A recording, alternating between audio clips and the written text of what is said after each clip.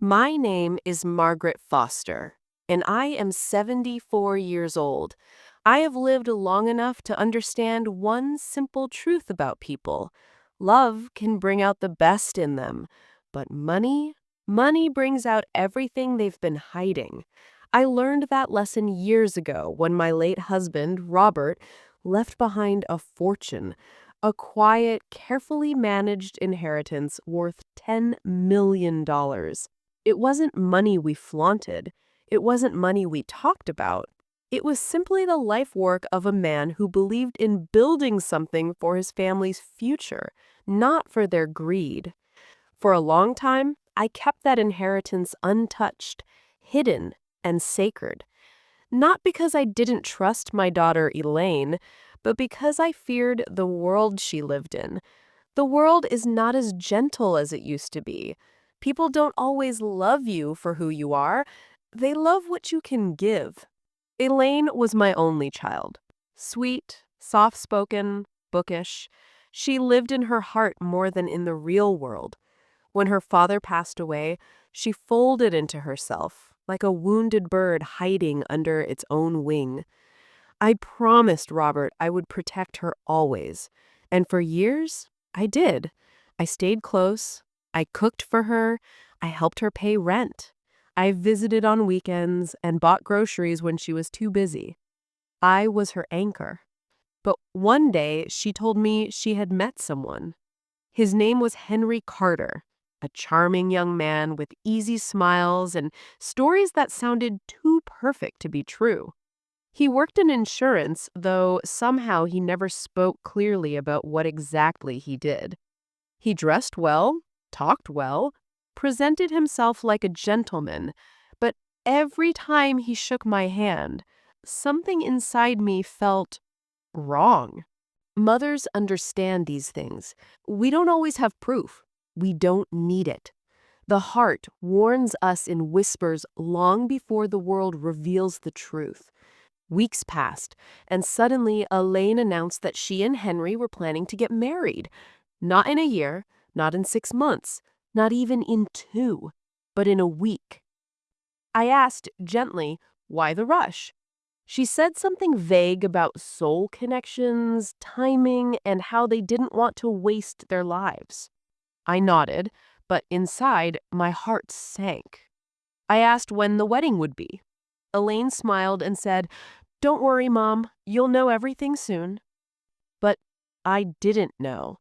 I didn't know until it was already too late. 3 days later, I was watering my roses when my phone buzzed. It was Elaine. Her voice sounded strangely cheerful, too bright, like someone forcing sunshine through a storm. "Mom," she said, "we got married yesterday." Yesterday. Not today. Not tomorrow. Yesterday. My knees felt weak. I sat down on the porch step, gripping the phone as though it could hold me upright.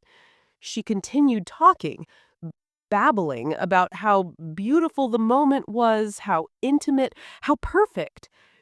"Just for special people," she said. A phrase that should have warmed my heart, but instead chilled it. Special people. Yet her own mother wasn't invited? But I said nothing. Not because I wasn't hurt, but because I knew this wasn't about the wedding. It was not the man she married. And so I made a decision that day. I would not tell Elaine, or anyone, about the $10 million Robert left behind. Not yet. Not until I knew who Henry really was. 3 days passed, and then, just as the sun began to set, I heard a knock on my door. It was Henry, standing on my porch, with a leather folder under his arm. "Good evening, Mrs. Foster," he said, with a smile that didn't reach his eyes. "Elaine asked me to stop by. We have something important to discuss." He stepped inside without waiting for an invitation. I made tea, mostly to buy time, partly to steady the trembling in my hands.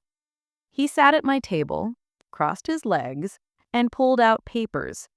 A contract. A financial agreement. A request. No, a demand. Signed by no one yet, but clearly meant for me. He cleared his throat. With the wedding done, he said, Elaine and I think it's time to merge our families, especially financially. My heart stopped. He continued, we'd like transparency, full access, assets, savings, accounts, so we can build a strong future together. He slid the papers toward me. A family contribution contract.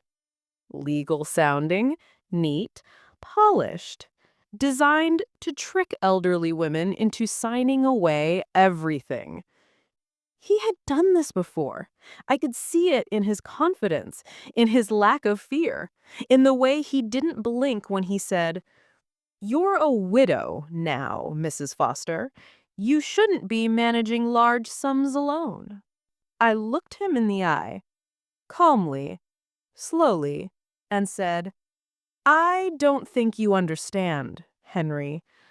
I have nothing to give you. He smirked. You're Robert Foster's wife. You have plenty. I kept my voice steady. Whatever you think I have does not exist. He leaned forward, face tightening. You're lying. I stood up, and for the first time in years, my voice rose. Not loud, but firm, anchored by every piece of wisdom life had given me. You may have married my daughter, Henry, but you have not married me, and you will not take advantage of this family. He left that night angry, frustrated, and empty-handed. The next few weeks revealed the truth. His debts, his history, his scams, his manipulation, his stolen credit cards, his ex-wife, his second ex-wife, and the lawsuits he never told Elaine about. Elaine was devastated, her heart broken, her trust shattered, but her spirit remained. I held her as she cried. Not once did I mention the inheritance. Not until she was safe. Not until the divorce papers were signed. Not until she had stood up again on her own 2 feet. Months later, when she had healed, when her tears had turned into lessons, I sat beside her and said quietly, Your father left something for you. $10 million for your future. I didn't tell you earlier because I needed to protect you, even from yourself. She cried in my arms again, but this time, not from pain, from gratitude, from relief, from love. And today, as I sit in my garden watching the sun dip below the horizon, I realize something. Money saved my daughter's life, but silence saved her soul. A mother's love is not always loud. Sometimes it is the quiet choice, the secret kept, the word unspoken, the inheritance hidden until the right moment arrives. And that was the moment I finally kept my promise to Robert, to protect our daughter from the world, from others, and sometimes from herself. Because a mother's love doesn't end with a promise, it continues in every choice she makes to keep her child safe.